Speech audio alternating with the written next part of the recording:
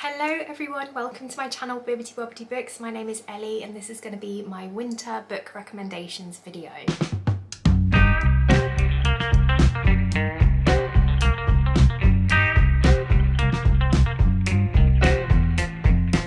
So firstly, I want to address the fact that I'm obviously not in my own house anymore. I'm actually between places. So I have moved out of my Norwich home and I'm now staying with my in-laws for a little while until we get into our new house, which will hopefully be towards the end of January. But yeah, I'm finally moved out. It feels like a weight has been lifted off my shoulders, which is lovely. And I'm just very, very excited for the next chapter to begin. But yes, today I thought it would be fun to film a video where I recommend to you some books for the winter season because I am a seasonal reader and you might be like me and looking for some recommendations for yourself, or I also thought this might be useful if you're looking for a gift for someone, perhaps for Christmas. I will say that I don't have the physical books with me because of course I have moved out, so most of my books are in storage. I've only left out a handful of books that I'm going to be reading over the next few weeks, so I don't have the books to show you, but I'll put an image on the screen for you. Hopefully that is okay. So yeah, let's dive in. So the first book that I want to recommend to you is one that I've spoken about a little bit on my channel, so I'm going to keep it quite brief, but that is Woman in Black by Susan Hill. This is of course a classic ghost tale and it opens on Christmas Eve with our main character telling a ghost story to his family while they're sitting around a crackling fire. So it is just perfect for this time of year. And it follows our main character who is recalling something that happened to him when he was younger, when he was working as a solicitor, and he gets called to attend the funeral of someone, one of his clients who's recently passed away. And he spends some time in her grand manor house, kind of going through her paperwork and sorting out her affairs. And it's a ghost story, so I feel like you don't need to know much more than that. But it's creepy, it's gothic, it's atmospheric, and it has that real isolated setting. You know, this manor house that he spends time in is out in the English moors where it's misty and oh, it's just so creepy and atmospheric. So I really, really recommend that one to you if you haven't read it already. But if you're looking for an alternative ghost story to that one, then I would also highly recommend Dark Matter, a Ghost Story by Michelle Paver. I read this one this year and just loved it. I particularly recommend the audiobook because the narrator, Jeremy Northam, does a fantastic job at bringing the main character to life and creating such an immersive experience. He really performs the role. I really like audio narrators that do that. I feel like there's different types. Some people read it straight out like they're just telling you a story, whereas I prefer ones that really get into the characterization and really perform the role, and that's very much what Jeremy Northam does. But yes, this is a ghost story. It's set in the 1930s and it follows a man called Jack who joins an Arctic expedition as a communications expert, and it's written in journal entries, so you hear his first-hand account of what's going on and how paranoia and isolation and fear kind of slowly creeps in as Jack spends more time in the incredibly harsh and lonely research camp. And the expedition takes place during that time of year in the Arctic where there is no sunlight. The sun never rises. So it also plays on our kind of real fears of the darkness and, you know, how we naturally rely on a circadian rhythm, you know, the light during the day and the dark during the night, and how disorientating it can be when you don't have that rhythm. Yes, there are supernatural elements, it's of course a ghost story, but I personally thought it was more scary, the idea of being sort of stranded on this camp in the Arctic where the only way you can communicate to anyone outside of the camp is through Morse code, and you can't just go outside. You have to of course put on incredibly protective winter gear that's really heavy and cumbersome, and it kind of, you know, makes it difficult for you to see and hear properly, and you know, you've got dwindling supplies of food and it's really freezing and you're isolated and lonely, and all of those things to me were really terrifying. And then of course you have that added layer of something else that may or may not be going on as well. So the next book that I want to recommend to you is Put Away Childish Things by Adrian Tchaikovsky, which is actually the book that I'm currently reading. I'm about halfway through it and I'm really enjoying it so far. This is a novella that's hard to put into a specific category or a particular genre. I suppose you would say fantasy, but there is a little bit of a crossover with different genres in this one, which is something that I really like in books actually. I like it when they don't fit into one specific thing. But this is a story that follows our main character who goes by the name of Harry, and he is a kids TV presenter, but he's in a bit of a rut. He doesn't really like his job. He's never really made it as a serious actor and he has a lot of resentment because of that. He's not a particularly likable character in the beginning, and he ends up going on this TV show, which is kind of like one of those TV shows that digs into people's family history, like an ancestry show, and he goes on there because he thinks that it might sort of promote his career, push him forwards a little bit into more serious TV acting work, but it kind of goes a bit wrong really, because they dig around into his family history and we find out that his grandma was a famous author. She wrote a much beloved children's book series called Underhill. And they also find out that his great-grandmother was actually institutionalized because she told everyone that she was from a fantasy world and she had these delusions, so she was locked away. And so people think that his grandma wrote the children's stories based on her grandmother's delusions, and so that put a bit of a negative spin on it really, and it drew some negative attention towards Harry, our main character. And then everything kind of goes a bit crazy when our main character gets kidnapped by some cultists who believe that Underhill, the sort of fantasy world that these children's stories were based on, is actually real, and they think that he is descended from there and he is the only one that can get access to this fantasy world. And it all kind of kicks off from there really, and I've been really enjoying it. I will say that part of the book is set during the pandemic in England, so if that's not something you want to read about, then you might want to avoid this book, because there's definitely parallels between kind of that time when it felt like everything was sort of crumbling and going wrong, and sort of that mirrored within this fantasy world called Underhill, where things are also sort of crumbling and going wrong. So there's definitely parallels there, but it's also quite funny and quite light-hearted and doesn't take itself too seriously. It has that kind of sense of humour where our main character will say something like, "Of course I will never meet her, that would be ridiculous." And then in the next paragraph it says, "As I was on my way to meet her." So it's that kind of like silly, slightly British humour that I actually quite enjoy, and it's just very easy to read and has been something a little bit different. And it's also perfect for winter because Underhill, that kind of setting, is obviously kind of inspired by Narnia. So if you think of like the snowy kind of aesthetic, that kind of thing, then yeah, there's kind of lots of parallels there, I suppose you could say. So yes, I have been very much enjoying that one and would recommend it to you. The next book on my list is one that you've probably heard me talking about before because it's one of my favourite books, and that is The Bear and the Nightingale by Catherine Arden. This is the first book in the Winter Night series, which is a fantasy series, a historical fantasy series that is based on Russian folklore, and it's also based on the kind of takeover of Christianity, so sort of religion moving from sort of pagan old ways to more structured, organised religion. And I just really enjoy this series. I think it is so creative, it's so atmospheric, it's so interesting. I love weaving in the folklore and the historical elements, and it's of course incredibly perfect for winter because a lot of it takes place during the harsh winter in Russia, and it really feels cold as you're reading this one. It kind of seeps into your bones, this kind of endless winter, and it's just so atmospheric. So yes, in this story we follow our main character Vasilisa, who is very much connected to the old ways.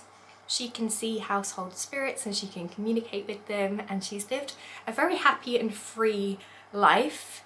But then everything changes when her father remarries, and he marries a devout Christian woman, and she is very frightened, and she believes that the spirits that Vasilisa can see are evil and they're unholy.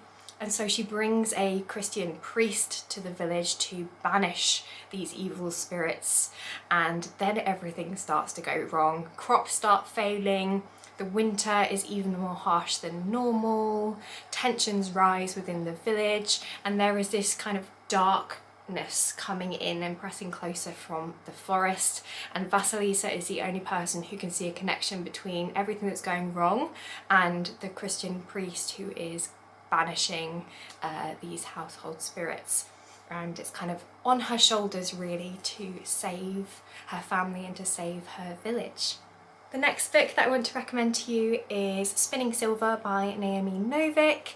This is a YA fantasy standalone that was incredibly popular when it was first published, and I think for good reason. It is a very atmospheric read.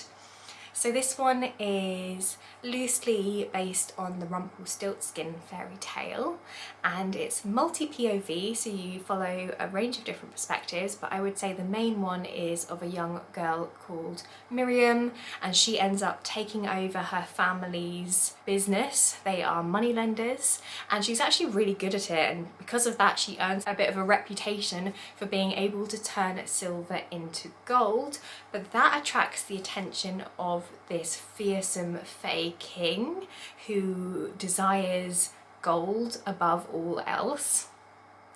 And I feel like that's all you need to know going into this one. Yes, it has a wintry aesthetic, it's very whimsical in its themes, you've got the fae involved there, and I just remember it being very, very atmospheric and an interesting storyline as well, an interesting take on the Rumpelstiltskin fairy tale. Okay, so if you're wanting a cozy classic fantasy to cuddle up with this winter, then of course I had to recommend The Hobbit by Tolkien. This is a classic, it stands the test of time. It's one of those stories that I really love to reach for each year if I can for a reread, because it's just so cozy, so comforting. I'm sure you've all heard of this story before, so I don't need to talk about it too much, but of course this is the tale of a hobbit called Bilbo Baggins who ends up going off on an adventure to raid the treasure of the dragon Smaug. And it's so fun. You've got dragons, you've got giants, you've got sitting around the campfire, you've got someone going off on their first adventure, and it's just so fun. So yes, of course I had to put that one on this list. But if you're wanting an alternative high fantasy that is more aimed at adults, then I would highly recommend the Farseer trilogy by Robin Hobb. So this is a adult fantasy, a historical fantasy, and the plot weaves together magic and murder and mystery, and I feel like that's the perfect combination for cold winter nights. And Hobb is an absolute master at character work, and you really feel like you get to know the main character Fitz on a really intimate and personal level, so that opening her books feels like you're, you know, going and seeing an old friend again, and there's just something so comforting about that. The descriptions in her books are also really vivid. The first book takes place in Buckkeep, which is this castle on the coast that's quite battered, and there's just something so atmospheric about that for the winter, and it's that kind of medieval type setting, which again I feel like is something that's just really super atmospheric for the winter season. So if you want a fantasy to sink your teeth into this winter, then I highly recommend that one. I think it's perfect for winter, particularly if you like slower paced fantasy and if you like things that are really character driven. If you're wanting something that's more epic than that, a bit more, well, I don't know if that epic's the right word, because I would say that Hobb's books are epic, but something a bit more dramatic maybe, something a bit more full of sort of epic battles and things like that, then I would recommend to you the Bloodsworn Saga by John Gwynne. This is a Norse inspired fantasy series, so of course it's perfect for the winter. You know, it's got that snowy setting, it's got lots of bloody battles and vengeance, so if that's something that you're into, then I think you'll really enjoy this one. It's set on Vigrid, which is the battlefield where the old gods fought and drove themselves to extinction. So it's got a really cool setting, and we follow 3 different perspectives in the first book. We follow a huntress, we follow a warrior, and we also follow a slave seeking vengeance. Moving on to something a little bit different, the next book that I wanted to recommend to you is Krampus by Brom. So this is a kind of twisted fairy tale about a songwriter who gets caught up in this ongoing feud between Saint Nick and Krampus. And I really enjoyed in this story how Saint Nick is actually the villain rather than the hero of the story, and I really loved how Brom wove in some folklore elements into the story, and it's just generally a really fun and fast-paced and unique story. It is quite dark though, so do be warned, there are quite a lot of trigger warnings in here for things like torture. It can be quite gory at times, so yeah, do be warned of that. But if you're looking for something that is festive, but if you're tired of the sort of saccharine sweet, the, you know, cozy, romantic, Christmassy stories that seem to be everywhere, then I would recommend to you Krampus, because it is more of a dark fairy tale, but it also has some humorous moments in there as well. It's also, you know, quite funny, and I just really enjoyed that one, so highly recommend that to you.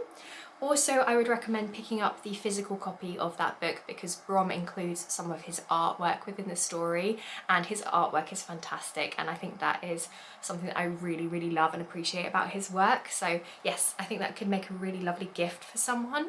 And then if you're looking for something that is more of a classic Christmas tale, then of course you can't go wrong with A Christmas Carol by Charles Dickens.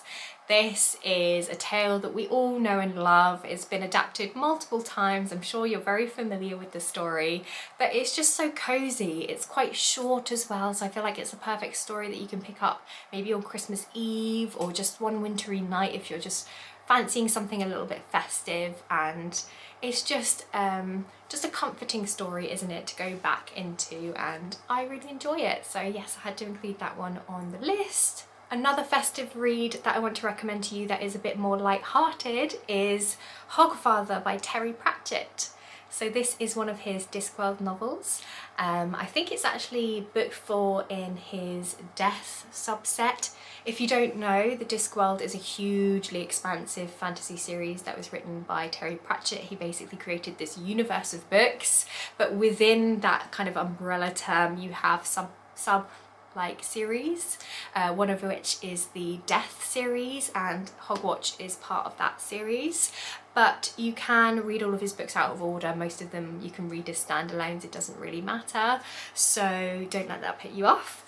But yes, this is a very fun, very kind of silly, light-hearted story. It's set on the night before Hogwatch, and the Discworld version of Saint Nick goes missing, so Death, who is actually a character in the Discworld series, has taken over to try and sort things out, and it's just a whole lot of fun. As with all Discworld novels, it has a very kind of specific kind of humour in it that I feel like will either work for you or it won't. I personally really enjoy it. It has a lot of satire in it, and it's quite a British sense of humour. It's quite silly, the characters get into ridiculous situations, and it's quite a lot of like wordplay and things like that.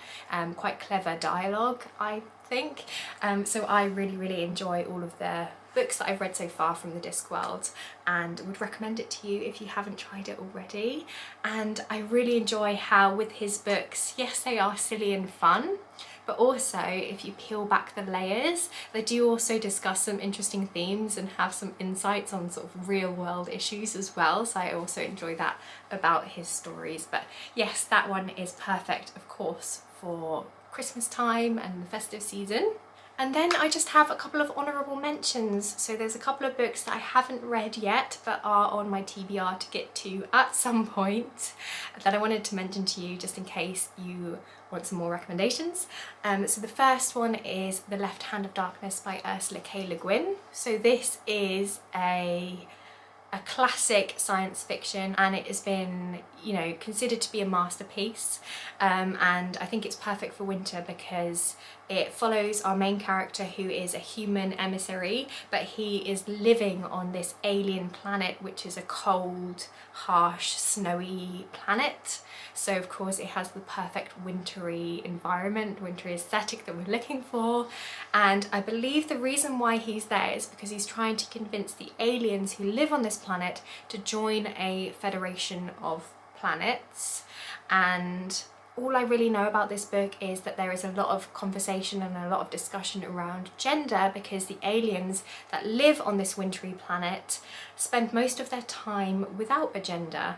I think science fiction is such a great genre to look at topics like that, because it gives us a great way to look at things that we are so used to, because you're considering it from an outsider's perspective, you know, an alien who has different beliefs, different values, different ways of thinking. And so it enables you to question why we think the way that we do and things like that. So I really enjoy science fiction for that reason, and I think that that one's going to have a lot of interesting things to say, so I want to pick that up at some point. And then the final book that I have on my list is The Terror by Dan Simmons. This is a horror novel, and it follows a group of men on board the Terror, which is a ship that is on a voyage to the Arctic Circle. And it says on the blurb, they are stranded in a nightmarish landscape of encroaching ice and darkness. Endlessly cold with diminishing rations, 126 men fight to survive with poisonous food, a dwindling supply of coal, and ships buckling in the grip of crushing ice. But their real enemy is far more terrifying. There is something out there in the frigid darkness. Oh, it doesn't get more wintry and atmospheric than that, does it? I think that sounds fantastic. So there we have it. There is my list of wintry books. I hope that you have enjoyed this video and you found something here that sounds of interest to you. Please let me know if you have any further recommendations for wintry books, because I am a seasonal reader and I do like picking things up with that kind of an atmosphere. And yeah, I'm just wishing you all the best. I hope that you are doing it very, very well. I am aware that winter is a difficult time for a lot of people, and especially around the festive season. So I just want to send you a lot of love and let you know that it's okay if you're not feeling particularly festive. Don't feel like you have to, don't put that pressure on yourself. And I just hope that you are all looking after yourselves and looking out for your loved ones this time of year. So yes, I'm sending you all so much love. Don't forget to like this video if you did like it, subscribe if you want to see some more from me, and I guess I'll see you next time with another video. Bye!